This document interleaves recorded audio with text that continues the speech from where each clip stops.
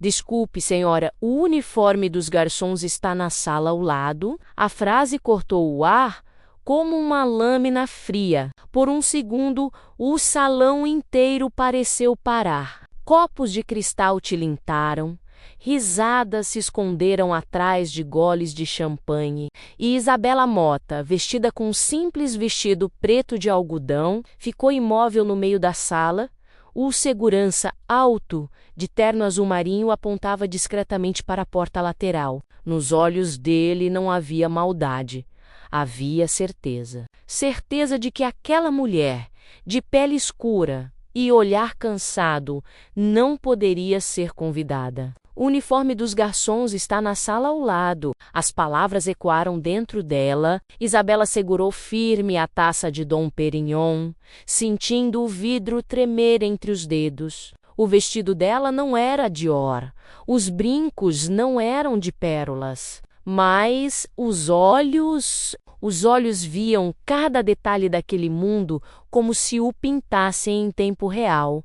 O salão da Galeria Atlântica brilhava sob o lustre de cristal veneziano. Os homens vestiam Armani, as mulheres usavam Gucci, e o ar cheirava a perfume caro e pretensão. Quadros gigantes alinhavam as paredes, pinceladas abstratas, rostos fragmentados, paisagens distorcidas. No centro, um grande painel coberto por um pano vermelho. A obra principal da noite.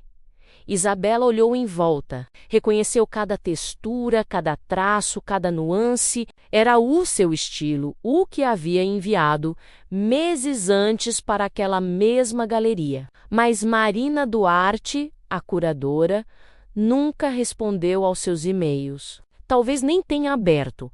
Agora ali, entre risadas douradas e olhares prateados. Isabela era só uma intrusa com a cor errada. Uma mulher elegante, de vestido dourado e cabelo preso, se aproximou. Querida, mais um copo de espumante, por favor. Isabela piscou. Confusa, a mulher estendeu a taça, sorrindo sem realmente vê-la. Rápido. Minha boca está seca. Isabela olhou para o chão. Queria dizer que não trabalhava ali, mas as palavras morreram na garganta. Pegou a garrafa mais próxima e serviu, devagar. O líquido dourado subiu até o topo da taça. A mulher sorriu, nem disse obrigada. Quando Isabela se afastou, sentiu o sangue ferver sob a pele. Não de raiva, menos de vergonha. Vergonha por não ter respondido. Vergonha por estar ali. Vergonha por existir no lugar errado, no canto da sala. Eduardo Valença, menos o colecionador mais poderoso da noite, menos conversava com Marina Duarte. Ele segurava um charuto cubano, a fumaça desenhando círculos lentos no ar. Espero que o autor da obra principal seja digno do preço, Marina. Autor anônimo, mais promissor. O estilo é refinado, quase europeu. Eduardo riu, soprando fumaça. Quase europeu? Já começo a duvidar. Marina acompanhou o riso. Atrás deles, Isabela observava. Cada palavra soava como uma pincelada de ferro queimando na alma. Ela se aproximou do painel coberto por pano vermelho. Os dedos coçavam. Sabia o que estava ali embaixo. O quadro que ela pintou em silêncio à noite, no pequeno apartamento de Alcântara, quando ainda acreditava que arte podia atravessar paredes. A mulher do marfim era o nome que escolhera. Mas agora, entre taças e gargalhadas, o título soava irônico. Marfim menos o branco puro, menos num mundo que não queria a cor dela. A campainha soou. O leiloeiro subiu ao palco. O pano vermelho foi retirado com um gesto teatral. E lá estava o quadro, o rosto de uma mulher negra, de olhos fechados, envolta em tons de cinza e azul. Um silêncio tomou o salão. Era como se todos segurassem o mesmo fôlego.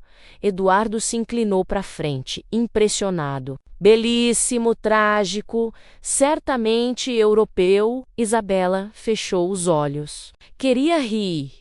queria rir, queria chorar, mas só conseguiu pensar em uma coisa. Eles veem o quadro, mas nunca me verão.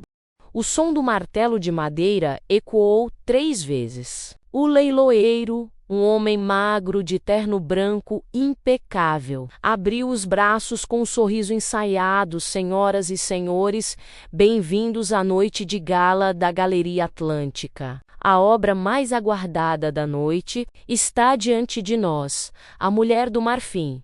Autor anônimo. O público aplaudiu, com aquele tipo de entusiasmo que mais parece uma competição de quem aplaude melhor. As luzes diminuíram, o foco caiu sobre o quadro, o rosto da mulher negra, envolto em névoa cinza e azul. Os olhos fechados, a boca serena, era um retrato da calma antes da dor.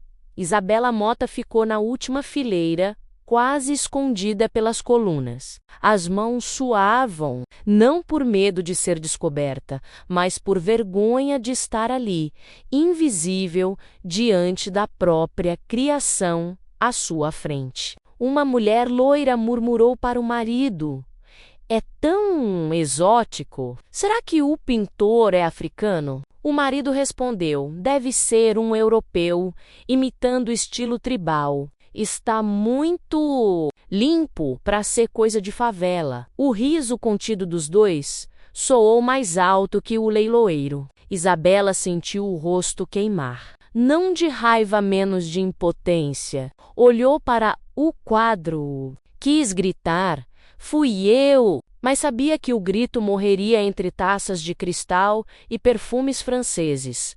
Lance inicial: 50.000 euros. Anunciou o leiloeiro. Uma mão se ergueu. 60.000. Outra, mais atrás, 100.000. As vozes começaram a subir, misturadas ao som de copos e risadas. O quadro, que nascera em silêncio e solidão, agora virava espetáculo. A mulher do retrato parecia ouvir tudo e chorar em silêncio. Eduardo Valença inclinou-se para Marina Duarte. "Interessante, não? Parece quase espiritual." Marina sorriu, fingindo sabedoria. "Alguns dizem que a pureza vem do contraste, a cor da pele escura contra o fundo claro. É uma metáfora poderosa." Eduardo riu, satisfeito. Ou talvez o autor só tenha talento para reproduzir o que vive menos miséria. Isabela fechou os olhos. O sangue latejava nas têmporas. O som da palavra miséria parecia ecoar dentro do crânio. Os lances continuaram. 200.000, 500, 800.000. O público aplaudia, e cada palma soava como zombaria. Isabela lembrava das noites sem dormir, misturando tinta com café, porque não tinha dinheiro para comprar material novo, das vezes em que pintava com o dedo porque o pincel quebrara. E agora, as mesmas mãos sujas de tinta que ninguém quis apertar estavam sendo avaliadas por milhões, 1,5 milhão, 2 milhões, 2,5, 3 milhões. O leiloeiro ergueu o martelo. O público prendeu a respiração. Eduardo Valença levantou o cartão: 3.200.000. O silêncio que se seguiu não era de espanto, era de prazer. Prazer em gastar, prazer em possuir. O martelo desceu com força. "Vendida por 3.200.000 euros ao senhor Eduardo Valença." Aplausos, flashes de câmeras, risos, champanhe servida de novo. E no canto, Isabela parada, imóvel, com as lágrimas escorrendo sem ruído. 3.200.000. E mesmo assim, não vale um olhar. Mais tarde, no saguão, Eduardo exibia o recibo como um troféu. Marina falava com jornalistas, uma obra misteriosa, com alma feminina e técnica europeia. Alguém perguntou: "Sabem quem é o autor?" Ela respondeu com um sorriso calculado. Ainda não, mas já estamos procurando. Quem sabe ele apareça. Ou a palavra ela foi dita como uma piada. Um riso coletivo seguiu. Isabela ouviu e saiu sem olhar para trás. Na rua, o vento de Lisboa era frio e salgado. O barulho do trânsito misturava-se ao som distante de copos brindando. Ela andou sem destino, o vestido preto colado à pele, as lágrimas caíam sem barulho, mas por dentro algo queimava. Eles compraram o quadro, mas não a verdade. Na manhã seguinte ao leilão, as manchetes dos jornais enchiam as vitrines de Lisboa. Obra anônima quebra recorde na Galeria Atlântica. A Mulher do Marfim, menos o mistério que vale milhões. As fotos mostravam Eduardo Valença brindando com champanhe, Marina sorrindo ao fundo e o quadro iluminado como se tivesse vida. Ninguém mencionava Isabela Mota. Mas na redação do jornal Arte e Sociedade, um jovem repórter chamado Rui Antunes ampliava uma das imagens digitais do quadro. A lupa do computador revelou algo minúsculo, quase invisível. Escondido sob a tinta azul escura no canto inferior esquerdo, 2 letras, intramuscular. Ele franziu a testa. Intramuscular. Quem é você? Fez uma busca rápida no arquivo da galeria. Entre dezenas de e-mails arquivados, encontrou um nome, Isabela Mota, remetente de uma proposta recusada meses atrás. O coração dele acelerou. Pegou o telefone. Marina Duarte? Aqui é Duarte Sociedade. Tem uma artista chamada Isabela Mota, ligada ao quadro A Mulher do Marfim. Do outro lado, silêncio. Marina sentiu o estômago gelar. Olhou para o computador, abriu o e-mail antigo. Lá estava o portfólio rejeitado, com as mesmas cores, o mesmo estilo, a mesma assinatura, intramuscular, Isabela Mota, artista plástica, Brasil. A boca secou. A curadora se levantou, o salto ecoando no piso de mármore. Eduardo ainda dormia, satisfeito com o novo troféu, mas o mundo já começava a acordar e a verdade vinha junto. Às 11 da manhã, o site do jornal publicou Mistério Resolvido. A autora de A Mulher do Marfim é brasileira e negra. O título se espalhou como fogo em gasolina. Em minutos estava em todas as redes, em todos os grupos, em todas as televisões de hotel. Os comentários variavam entre admiração e hipocrisia. Que orgulho da representatividade! Sempre soube que a arte não tem cor.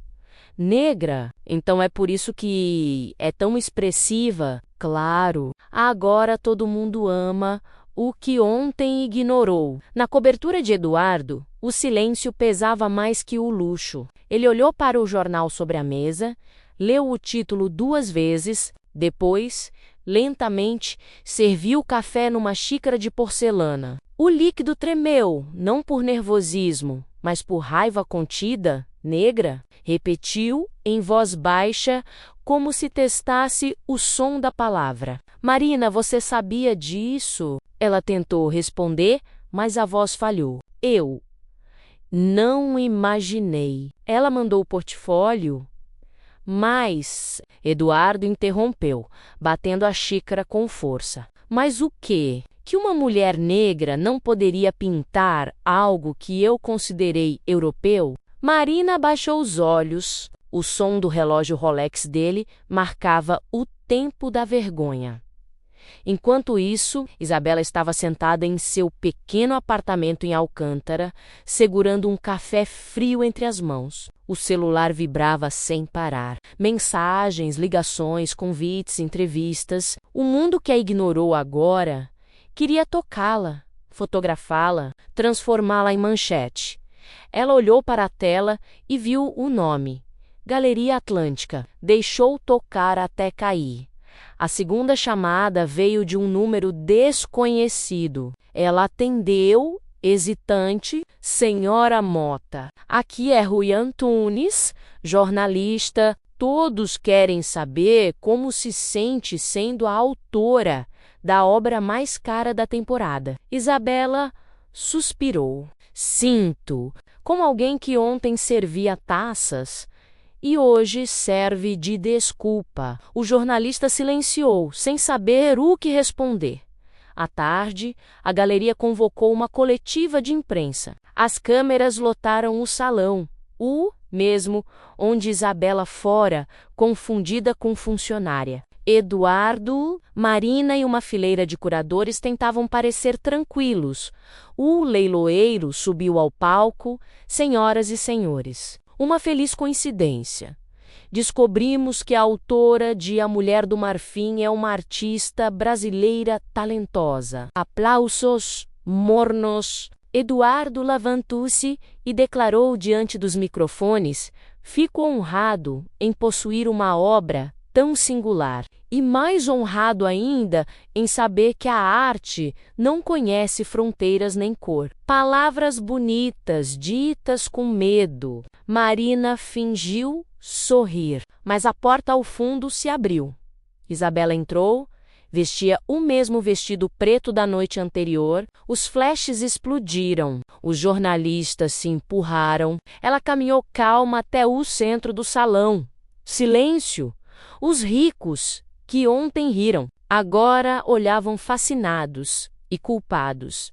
Ela parou diante do quadro. Olhou por um longo tempo e disse apenas: não precisam me aplaudir. Ontem fui invisível. Hoje sou notícia, mas amanhã ainda serei a mesma mulher do quadro. Ninguém ousou responder. Eduardo abaixou o olhar. Marina chorava em silêncio. E as câmeras continuavam clicando porque o mundo adora capturar arrependimento, mas nunca o vive.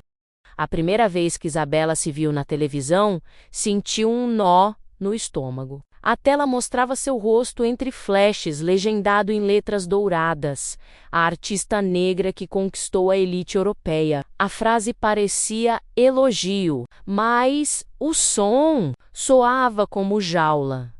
No fundo, uma apresentadora sorridente dizia: Isabela Mota, um exemplo de superação e diversidade. De faxineira gênio das artes visuais. Ela desligou a TV. O silêncio que se seguiu foi quase cruel. O quarto pequeno cheirava a tinta seca e café velho. As paredes descascadas refletiam sua própria imagem menos cansada, esgotada e cercada por caixas de promessas.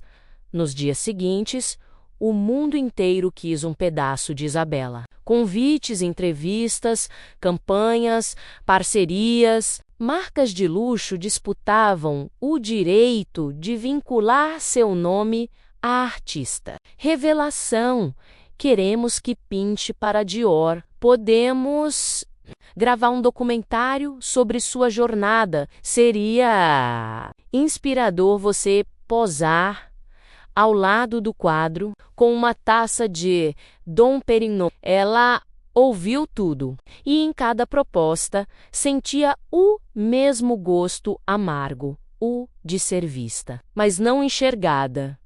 Certa tarde, Marina apareceu em seu ateliê. Vestia um casaco Balmain, óculos escuros e um sorriso tenso. Isabela, querida, precisamos conversar. A galeria quer fazer uma retrospectiva sua.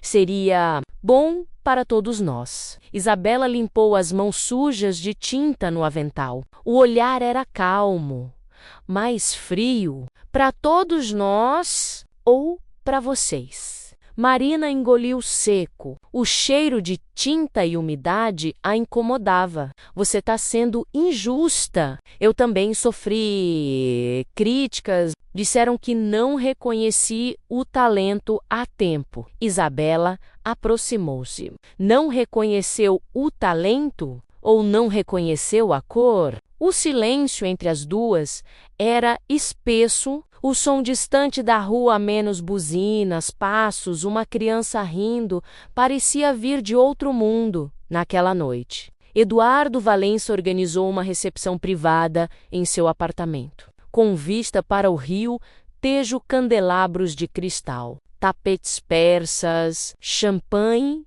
francesa. No centro da sala, o quadro A Mulher do Marfim pendurado como um troféu. Refletindo a luz dourada, os convidados se amontoavam, elogiando o bom gosto de Eduardo. Um crítico comentou: é fascinante como o sofrimento dela se transforma em luxo. Outro respondeu: a arte é isso. A dor dos pobres emoldurada na parede dos ricos. Eduardo sorriu, sem perceber que Isabela havia entrado. Ela caminhou lentamente até o quadro. O vestido simples contrastava com os ternos e joias ao redor.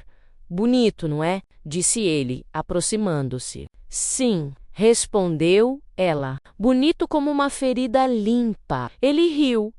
Desconfortável. Não venha com esse discurso de vítima, Isabela. Você é famosa agora, todos a amam. Ela o encarou, amam o que projetam em mim. A negra educada, domesticada, que fala bonito e não grita. Mas o grito continua aqui. Colocou a mão no peito e ele cresce. Eduardo tentou desviar o olhar, mas a força dela o prendeu. Sabe o que vejo quando olho para esse quadro? Disse Isabela, aproximando-se da pintura. Vejo o reflexo deles. E de você e de mim, quando ainda acreditava que ser aceita era o mesmo que ser livre. Ela tocou a moldura dourada. O som do metal frio ecoou como um estalo. Um dos refletores caiu com um estalo seco. O vidro do quadro rachou.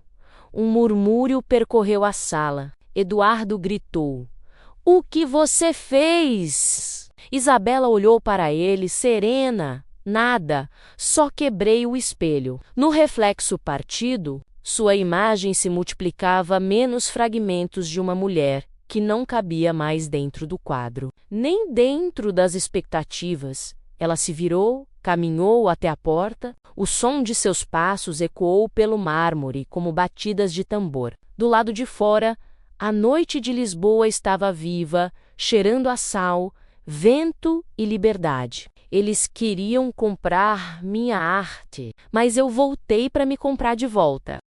O amanhecer chegou silencioso. O céu sobre Lisboa era de um azul quase branco, e o Tejo refletia a primeira luz do dia como uma lâmina suave. Isabela caminhava pela calçada estreita de Cais do Sodré, o vento brincando com os fios soltos do cabelo. Nas mãos, uma mala pequena e um tubo de tela enrolada menos sua nova pintura. Atrás dela, a cidade ainda dormia, mas o nome Isabela Mota já não dormia em lugar nenhum. Os jornais falavam dela, os críticos a interpretavam, os colecionadores a desejavam, mas ninguém a conhecia, nem mesmo ela menos até aquela madrugada. Horas antes, no apartamento de Eduardo, o quadro rachado permanecia pendurado. A rachadura cortava o rosto da mulher do marfim, como uma cicatriz. E no chão, entre cacos de vidro e reflexos, Eduardo e Marina ficaram calados, incapazes de dizer qualquer palavra. O luxo da sala parecia menor. O ar, pesado, Marina segurava uma taça de champanhe esquecida. Ela destruiu tudo. Eduardo respondeu, olhando o quadro. Não. Ela apenas mostrou o que já estava quebrado. O relógio Blot marcava 6 da manhã quando ele apagou as luzes. O quadro rachado ainda brilhava na penumbra, menos como se a luz viesse de dentro. Isabela subiu até o miradouro de Santa Catarina. O sol nascia atrás das colinas, dourando as fachadas antigas e as janelas ainda fechadas. Ela abriu o tubo de pintura e desenrolou a tela nova. Era diferente, cores quentes, traços de raiz, terra, sangue e esperança. O nome no canto era outro. Raízes, Isabela Mota. A obra mostrava mãos que se entrelaçavam menos negras, brancas, mestiças, menos crescendo como troncos de uma árvore única. No centro, um rosto feminino, sereno, feito de todas as cores. Ela sorriu. Por um instante, o vento soprou forte, quase arrancando a tela de suas mãos. Mas ela segurou firme, sentindo o tecido vibrar como se respirasse. O som de passos se aproximou. Era Rui Antunes, o jornalista, ofegante, mas com um sorriso sincero. Você vai embora? Sim, respondeu ela. Sem virar, Lisboa me deu visibilidade, mas não me deu paz. Ele hesitou. Para onde vai? Ela olhou para o horizonte, para onde a tinta secar e o coração mandar. O jornalista olhou para a tela Raízes. É linda. Quer que eu publique? Ela sorriu. Não, essa é só para mim. Enquanto o sol subia, Isabela desceu as escadas de pedra. O som dos passos se misturava ao canto distante de uma guitarra portuguesa. As gaivotas voavam sobre o rio, riscando o céu com gritos brancos. No final da rua, um vendedor de flores oferece-lhe uma rosa vermelha. Ela aceitou, colocou atrás da orelha. O perfume era simples, mas real, menos nada de marca, nada de preço. Ela atravessou a ponte de ferro, o vento batendo no rosto. Por um instante, lembrou da noite em que foi humilhada, do quadro vendido, das risadas, mas tudo isso agora era só eco que ficava. Era a luz. Horas depois, um fax chegou à redação do Arte e Sociedade. Sem remetente. Dentro, uma fotografia. A pintura Raízes apoiada contra o muro de pedra, com o tejo ao fundo, e uma frase escrita à mão. A arte é o que sobra quando o espelho se quebra. Rui leu em silêncio, sorriu e guardou a foto na parede do escritório, na Galeria Atlântica. O quadro, A Mulher do Marfim, foi retirado da parede. Em seu lugar, o vazio, mas sob a luz fraca, o reflexo do vidro rachado ainda desenhava uma silhueta feminina, como se a mulher do quadro, enfim, tivesse se levantado e ido embora. O segurança jurou ter ouvido passos, mas ninguém acreditou. E por um instante, Lisboa pareceu respirar diferente.